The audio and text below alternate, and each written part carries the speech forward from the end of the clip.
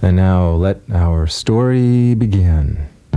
Hello, I'm Chris Hardman, and I'm the founder and artistic director of Antenna Theater, and I'm also your guide through this interactive installation called Making Waves. So, Making Waves. To start with, I would like to tell you about the discovery of Walkmanology. So now, if you'll step up the first set of stairs there, the 4 or 5 stairs in front of you, you'll see a small seat in the corner of the first landing. So go ahead and sit down if you can, if it's not too crowded, and I will tell you about Walkmanology. It was 1980, and I had just created Antenna Theater, and we had produced our first show called Vacuum. And the show was a big success. And among other things, it was invited to go to Europe. Good afternoon, ladies and gentlemen. Now, I've always found airplanes to be completely claustrophobic. You know, there's always a kid crying in the back, and you've forgotten your book you intended to read, so you realize that you're stuck there for hours with nothing productive to do. So when this newfangled, bizarre device came out on the market called the Walkman, I decided to get one. So just as the airplane was about to lift off. Now, if you stand up and start walking up the stairs, that's right, walking up the long set of stairs there, and when you get to the top of the stairs, stop and wait. So as the airplane was taking off, I turned on the Walkman, and as the airplane lifted off into the sky, the Ride of the Valkyries started to play.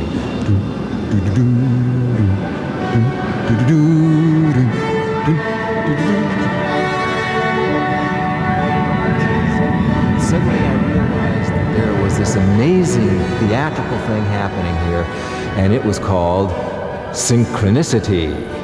The visual and the audio were working in sync.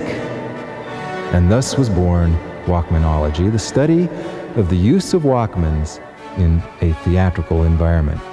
But more about that later. You should now be standing at the top of the stairs. Now what I'd like you to do is look to your left and walk through the door that says antenna on it, and then stand in front of the antenna in the center of the room. I founded Antenna in 1980 as an experimental theater company, and the reason I chose the name Antenna was that I was interested in not only creating theater, but in finding a way to have an active collaboration with the audience that came to the show, thus Antenna, which I took to mean to receive, like an antenna does, to receive input, to transform it, and then to transmit it back. Antenna, to receive, transform, transmit. So I decided to record people in the general community about the subject of my next play, and then incorporate their voices into the show. Now step over to the closet next to the door you came in. This is the Vacuum closet. Vacuum was the first show Antenna Theater produced, and for Vacuum we interviewed a multitude of vacuum cleaner salesmen and housewives, and then cut their voices into the tape that we used for the performance.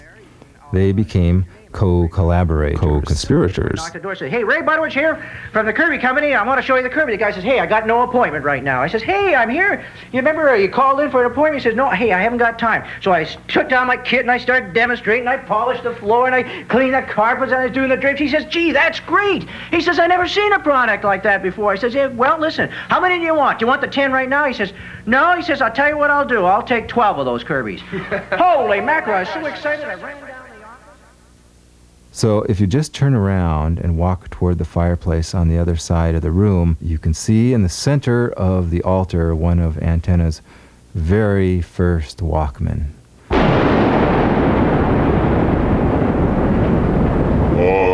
am Walkman. You will be my servant. Walkmans were considered the essence of all technological evil. It was like the That's final what I straw. play too. People saw people wearing Walkmans and they said, oh my God, we'll never talk to our kids They again. will walk like This is zombies. entire isolation. unhearing Nobody will ever come up for lies air. of their We'll have no fellows. dinner time conversation. Our kids will teach never hear them us to again. worship me. They'll be plugged into these Walkmans and it's all over. Walkman. It's total alienation. I am Walkman. And here we were using the most evil technology to create the most isolated theatrical experience ever conceived. And just to the right of our Walkmanology altar, we have a photograph of myself recording John Sims. Now, after returning from Vacuum's tour of Europe, Antenna was invited to produce a play for the Bay Area Playwrights Festival, which was at the Tamalpais High School campus. So when the playwrights came to Antenna and said, where would you like to perform your new piece for the festival? So I said, we'll use the entire school. And thus, we created High School, the world's first Walkman production. And the first thing we did was draw a line that went all the way through the school. And we asked the audience to put on the newfangled Walkman and very simply walk along the chalk line. Now, if you walk across the room on the opposite wall, you'll see a picture of Mr. Sims wearing his Walkman. And as you were walking through the high school, you were hearing Graduation. Graduation is really beautiful, you know? It's like you wait 4 years to graduate, and it doesn't even seem that great because you're so fucked up you don't even know what you're doing. But you know what? Your mom does.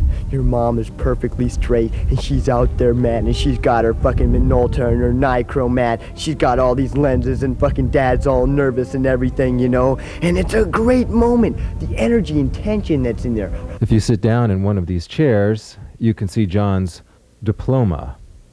Okay, so like you can see it, right? Mom and dad, and they're out there, and the whole place is full.